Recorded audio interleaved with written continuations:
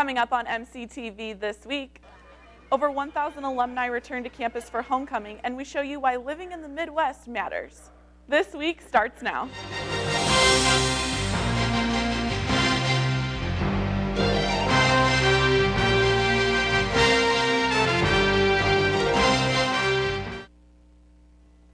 Welcome to MCTV This Week. With Haley Turner, I'm Michelle Nutting. Thanks for joining us.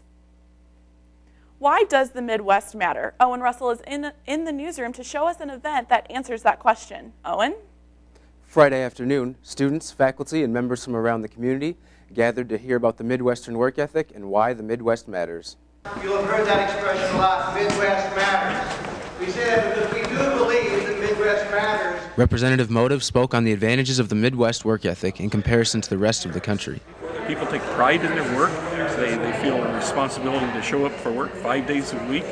It's not that same, maybe the same in other countries necessarily, or in some other parts of the U.S. The Midwest has always been known for a strong, good work ethic.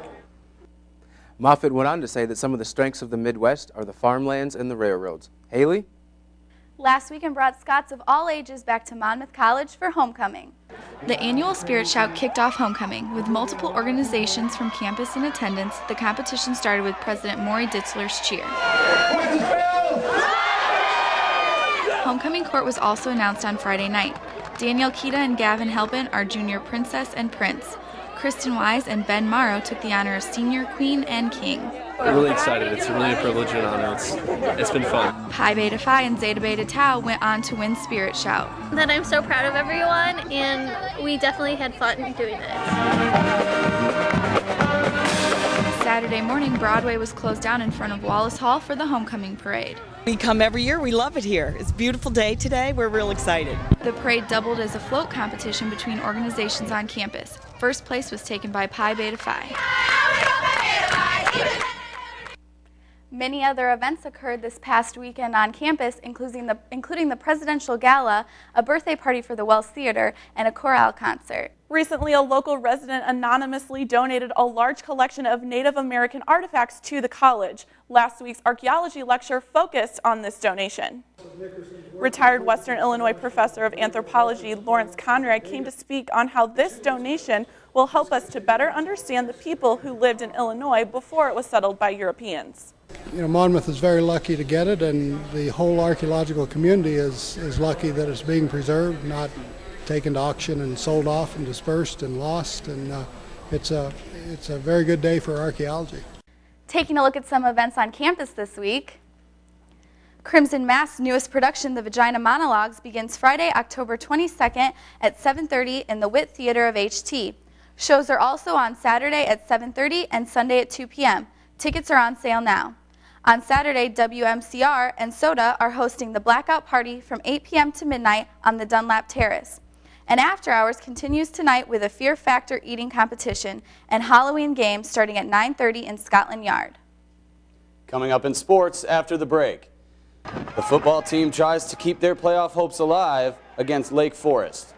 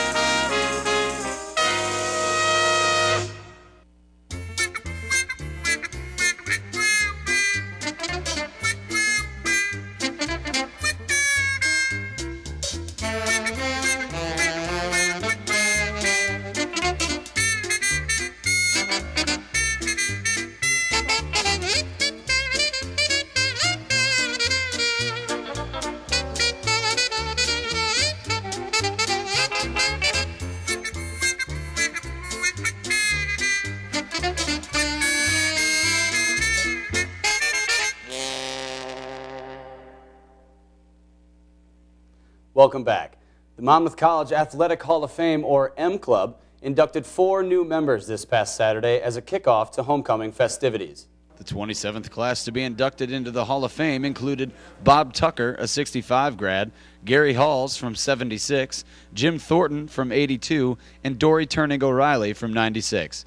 Tucker, an extremely versatile football player for the Scots, playing on both sides of the ball, as well as earning all-conference honors for 3 seasons and All-State for 2.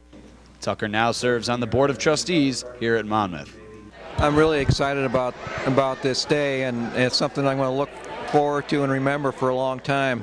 I'm very humbled and honored to be a member of the Athletic Hall of Fame. Dory Turnig was the fastest Monmouth had seen in the 100-meter dash and still is. Her time of 11.8 seconds has not been topped in 16 years now, earning a total of 3 All-American honors in 1996.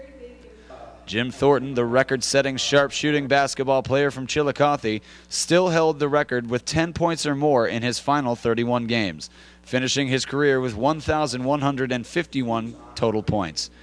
Gary Halls, the right-handed flamethrower who had a 2-year professional contract with affiliates of San Francisco Giants and Milwaukee Brewers. Halls was the only Scott pitcher to take his team to the NCAA quarterfinals. Halls also never lost a conference game in his 2 seasons here at Monmouth. We learned self-discipline and perseverance and hard work, and that we never give up and always try to do our best. After the ceremonies, the 4 inductees took part in the parade and were celebrated at halftime during the football game. And during that football game, the Scots kept their playoff hopes alive against Lake Forest. Monmouth's defense took control in the first half, not allowing Lake Forest to score a single point. The offense also dominated in the first half, scoring 27 quick points, with 3 of those touchdowns between the tandem of Brick Wedekin and Matt Shepard. After halftime, Lake Forest made the game interesting by scoring 10 points in the 3rd quarter before the defense shut them down in the 4th quarter. The Scots travel to Beloit this Saturday and come back home against Carroll on the 30th. Last Thursday, the volleyball team took to the court against Robert Morris. With help from a solid pass game, the Scots dominated the court, winning all 3 games. We had really good serves tonight, and then once we were passing the ball well, we attacked very aggressively. The Scots take their 17-0 record on the road against Lawrence on Friday. Haley and Michelle will be back right after this.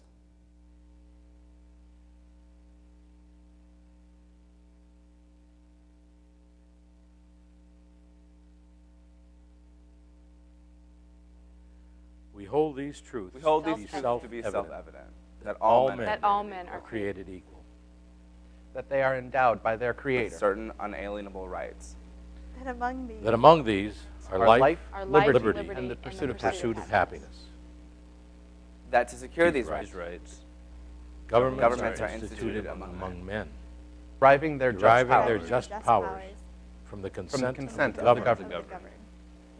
That whenever any form of government becomes destructive to these ends, it is the right of the people to alter or abolish it, and to institute new government, laying its foundation on such principles, and organizing its powers in such form as to them shall seem most likely to affect their safety and happiness.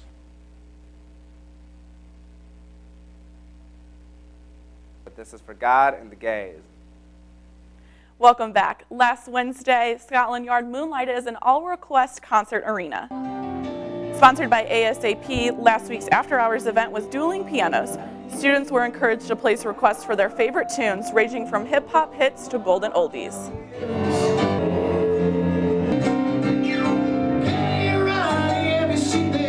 We try to do different events that maybe not everyone thinks about or normally sees for a week relaxation, and I mean, who doesn't love music?